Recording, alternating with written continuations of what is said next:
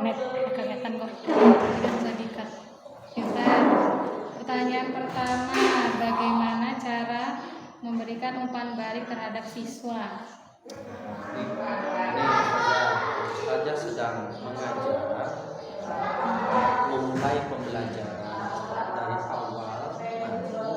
Ustazah coba berikan pertanyaan kepada siswa tentang pembelajaran yang sudah Ustazah berikan kemarin. Misal, kemarin yang sudah Ustazah berikan materinya apa?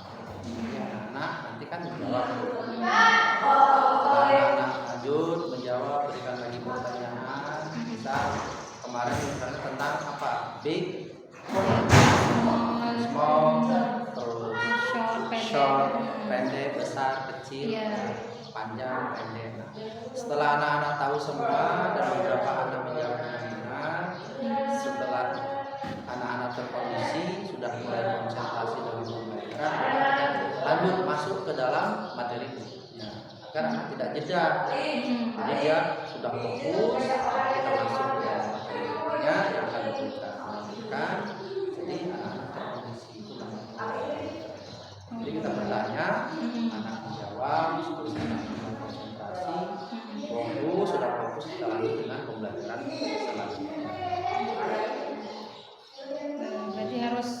Berarti seorang guru harus respon aktif. Ya betul. Terhadap anak. Jadi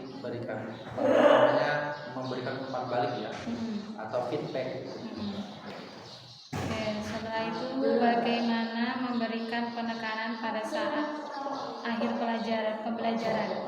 Untuk penekanan pada saat akhir KBM.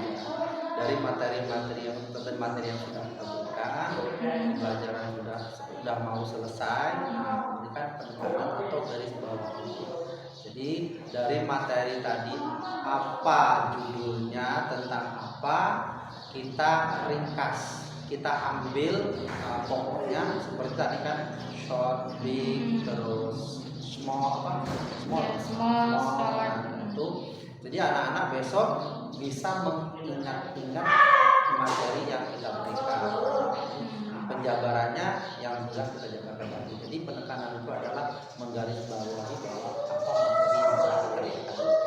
Jadi anak-anak mudah mengingat.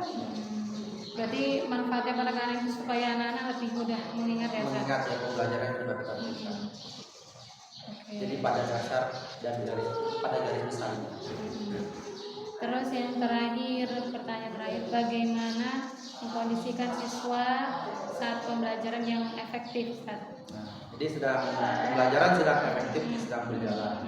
Ya ada aja siswa jalan, apalagi kelas 2, kelas 3 ya kan. Kelas 4 juga jalan, main, atau dia mau bertanya pada temannya. Gimana cara mengkondisikannya? Sementara kita harus memberikan materi, kita harus menyampaikan apa yang harus disampaikan dari materi yang sudah kita siapkan. Tapi masih ada anak yang jalan, ada anak yang mau ngobrol.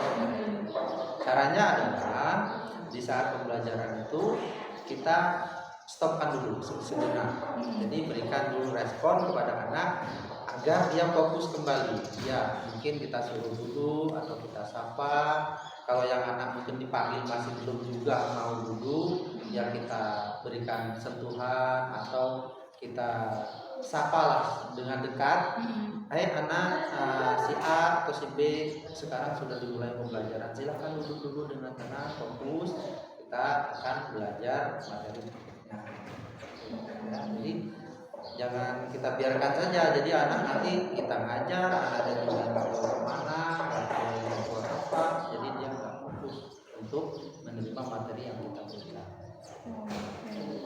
Terus semisal gagal saat mengkondisikan sudah berbagai cara nih, tapi memang anaknya itu bagaimana cara? Nah kalau kita dikondisikan dengan berbagai cara, suruh dia nggak mau, terus diberhentikan sejenak pembelajaran masih nggak mau, ya dengan cara misahkan dulu anaknya, agar dia dulu tersendiri dulu, misalnya 2-3 orang atau 1 orang atau ya lebih dari 1. Kondisikan dulu dengan tenang, yang lain supaya dia dulu menunggu sejenak. Jadi agar dia bisa fokus.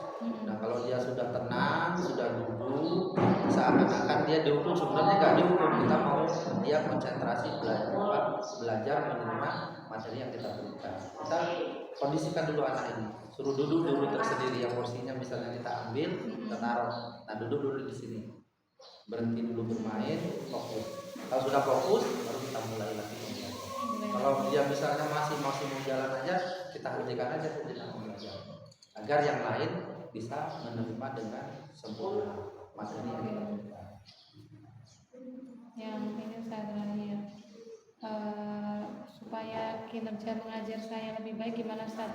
Ada pesannya tidak? Ya, pesan saya satu, kita menyiapkan modul ajar yang tepat untuk hari itu, terus perangkat pembelajaran disiapkan, terutama materi hari itu dibawa ke kelas kan, materinya apa, dan untuk penunjang materi yang itu sudah kita siapkan agar anak-anak ketika kita akan memberikan pembelajaran dia sudah tertarik dengan yang apa yang akan kita sampaikan.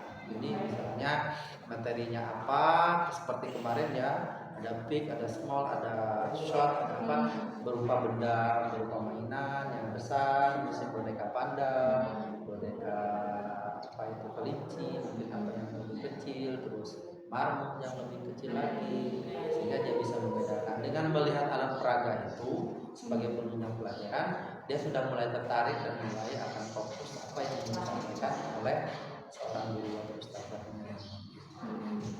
Mudah-mudahan nanti dengan cara itu anak-anak bisa terkondisi dan bisa fokus dalam pembelajaran. Udah itu aja Ustaz. Terima kasih Ustaz. Ya, sama-sama. Mudah-mudahan bermanfaat.